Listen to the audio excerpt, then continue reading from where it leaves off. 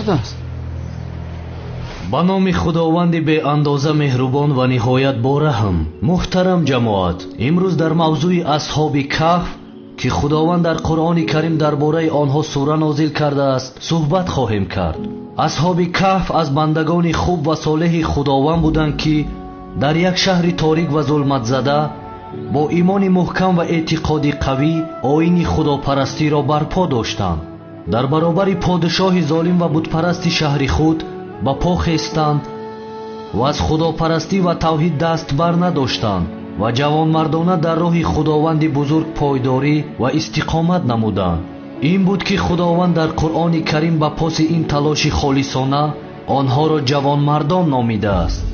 подшоҳи золим ва ситамгар бо номи Дақёнус мардумро ба бутпарастӣ ва ширк ба худованд маҷбур мекард. ӯ худро худои мардум номида ва дигаронро водор ба итоат ва пайравӣ аз худ менамуд. куфр ва бутпарастӣ фазои шаҳрро пур карда буд. бутҳои хурду бузург дар ҳама ҷойҳои шаҳр вуҷуд дошт ва бозори бутфурӯшон гарм ва пурравнақ буд. бештари мардум дар асари зулму ситами Дақёнус даст аз парастиши худованди якто бардошта ва бутпараст шуда буданд. онҳо худованди доно ва тавоноро фаромӯш карда ва аз бутҳои беарзиш ва нотавон кӯмак мехостанд. сарбозони Дақёнус мардуми бо имонро маҷбур мекарданд ки ӯро худо бихонанд ва бутҳоро парастиш кунанд ва касонеро ки аз фармон сарпечӣ мекарданд ба зиндон меандохтанд ва золимона мекуштанд. дар дохили дарбори подшоҳ низ вазъият инчунин буд. ҳама аз ӯ итоат мекарданд ва ӯро ҳаммонанди худо мепарастиданд. рӯз аз рӯз Дақёнус мағрур ва мағруртар мешуд ва бештар эҳсоси худоӣ мекард. аммо чун худованди бузург намехоҳад ки нури ҳақиқат дар байни бандагонаш хомӯш шавад, чароғи имонро дар дили чанд нафар аз онҳо равшан карда буд. ин чанд нафар аз дӯстони наздик ва аз мушовирони олимақоми худи Дақёнус буданд ки ба тозагӣ яктопараст шуда буданд. онҳо барои ин ки битавонанд аз мансаби худ дар кохи Дақёнус барои кӯмак ба мардуми бечора истифода кунанд ва пеши роҳи зулму ситами сарбозони ҳокимро бигиранд ва худашон ҳам зинда бимонанд, имондорияшонро махфӣ нигоҳ медоштанд. яке аз мушовирони Дақёнус Ямлихо ном дошт. Ямлихо имондориашро махфӣ нигоҳ медошт. рӯзе Ямлихо ва дӯстонаш дар қасри Дақёнус қадам мезаданд ва саргарми гуфтугӯ буданд. ӯ афсуда ва ғамгин ба назар мерасид ва дар фикр фурӯ рафта буд. дӯстонаш нороҳатии ӯро фаҳмиданд ва аз ӯ пурсиданд: эй Ямлихо, ба худо савганд ки то кунун туро инчунин нороҳат ва ғамгин надида будем. ҳатман иттифоқе афтода ки ин гуна ба фикр фурӯ рафтаӣ ва ҳарфе намезанӣ. Ямлихо бо нороҳатӣ гуфт: эй дӯстони ман, Дақёнус худро худои мо медонад ва аз мо мехоҳад ки ӯро итоат ва парастиш кунем ва ҳамеша таҳти фармони ӯ бошем.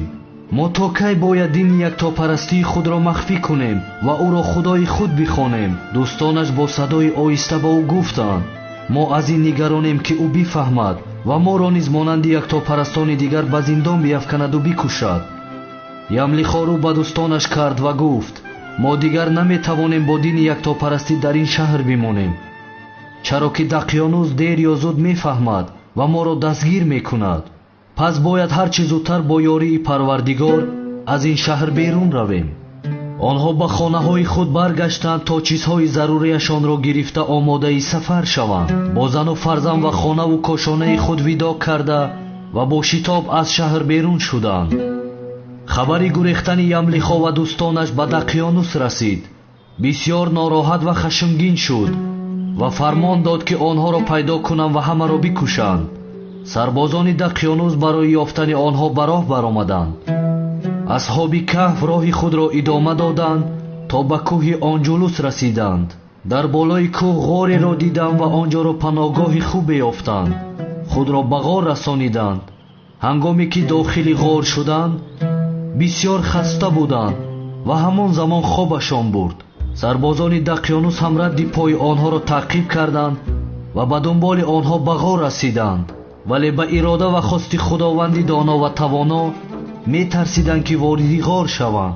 аз даруни ғор садое ба гӯш мерасид ки дар даруни онҳо тарсро эҷод кард ва ҳеҷ кадом ҷуръат накарданд ки ба дохили ғор дароянд. пайке ба назди Дақёнус фиристоданд ва бо ӯ гуфтанд ки яктопарастон ба даруни ғор паноҳ бурданд ва дар он ҷо махфӣ шуданд. бо дастури Дақёнус дари ғорро маҳкам бастанд то ин ки яктопарастон яъне асҳоби каҳф натавонанд аз он ҷо хориҷ шаванд ва ҳамон ҷо бимиранд. ва барои ин ки дарси ибрат барои дигарон бошад, номи онҳоро ба як лавҳи сангӣ навишта ва бар дарвозаи шаҳр овезон карданд. ҳангоме ки асҳоби каҳф дар даруни ғор хоб рафтанд, бо хост ва иродаи худованди мутаол 300 сол дар хоб монданд ва пас аз гузашти ин муддат аз хоб бедор шуданд. яке аз онҳо гуфт: эй дӯстон, чӣ қадар дар хоб мондем? дигари посух дод: хеле хаста будем, фикр мекунам ки нисфи рӯз дар хоб будем. ямлихо дар ҷавоб гуфт: худованди бузург беҳтар медонад ки чӣ қадар мо хоб рафтем. пас аз он хоби тӯлонӣ эҳсоси гуруснагии шадиде ба онҳо даст дод. қарор бар он шуд ки барои таҳияи озуқа ва ғизо ба шаҳр бираванд. ямлихо рӯ ба дӯстонаш кард ва гуфт: эй дӯстони ман, гумон мекунам ки хатар ҳанӯз дар камини мо ҳаст, бояд эҳтиёт кунем. ҳамин тавр ямлихо бо машварати дӯстонаш танҳо ба тарафи шаҳр ҳаракат кард то ғизо таҳия намояд. ӯ ки хиёл мекард ҳанӯз замони Дақёнус аст, дар роҳ оҳиста ва бо эҳтиёт ҳаракат мекард ки мабодо сарбозони Дақёнус бохабар шаванд ва ӯро дастгир кунанд. вақте ба шаҳр расид, шаҳр тамоман дигар шуда буд. аз қасри Дақёнус хабаре набуд. аз сарбозони золими Дақёнус ва ёру дӯстони қадимии худ ҳеҷ касро надид. мардуми шаҳр ҳамагӣ масеҳӣ буданд ва худои ягонаро мепарастиданд. ҳеҷ касеро намешинохт ва дар атрофи шаҳр ҳеҷ бутеро надид. хулас аз як нонфурӯш ямлихо нон харид ва ба ӯ тангаи замони Дақёнусро дод. нонфурӯш тангаи 300 сол пешинаро дид ва гумон кард ки ямлихо хазинае пайдо кардааст ва ӯро ба сарбозони шоҳи он замон супурд. сарбозон ямлихоро ба назди подишоҳи он замон бурданд. ямлихо бо дидани подишоҳи нави шаҳр тааҷҷуб кард ва пурсид: пас Дақёнус куҷо аст? ҳоким посух дод: эй марди ғариб, ту девона шудаӣ? аз замони Дақёнус 300 сол гузаштааст. ямлихо гуфт: эй ҳоким, ман шуморо то ба ҳол надидаам ва сарбозон ва мушовирони шуморо низ аслан намешиносам. ҳоким аз ӯ пурсид: ту кӣ ҳастӣ? ямлихо саргузашти зиндагии худ ва дӯстонашро ба он шоҳ нақл кард, вале шоҳ ба ин бовар накард, то ин ки яке аз мушовирони шоҳ рӯ ба ӯ кард ва гуфт: эй подишоҳи бузург, ман шунидаам ки Дақёнус номи он чанд нафарро ки дар замони ӯ аз шаҳр фирор карданд, бар рӯи лавҳи сангӣ навишта дар шаҳр овезон карда буд. бо пешниҳоди он мушовир лавҳи сангиро ки номи асҳоби каҳф бар рӯи он навишта шуда буд оварданд. ямлихо номи худ ва дӯстонашро ки дар ғор буданд ба забон овард ва ҳоким номи онҳоро бар рӯи лавҳ дид ва ҳамин тавр суханони ӯро бовар кард. хабари зинда шудани асҳоби каҳф ба сурат дар шаҳр ва атрофи он печид ва мардуми муваҳҳид ва худопараст бо дидани ин мӯъҷизаи бузурги худованд хушҳол ва шодмон шуданд ва имонашон мустаҳкамтар шуд. ямлихо ба даруни ғор рафт ва моҷароро барои дӯстонаш бозгӯ кард. онҳо низ бо фаҳмидани ин мӯъҷизаи бузурги илоҳӣ ки 300 сол онҳоро дар хоб зинда нигоҳ доштааст, шодмон шуданд ва худоро шукр карданд ва аз хушҳолӣ гирья карданд. ямлихо рӯ ба дӯстонаш кард ва гуфт: эй дӯстони ман, эй ҷавонмардон, аз ин ки худованд бар мо миннат ниҳод ва моро шоистаи ин мӯъҷизаи азим донист, ӯро сипос мегӯем.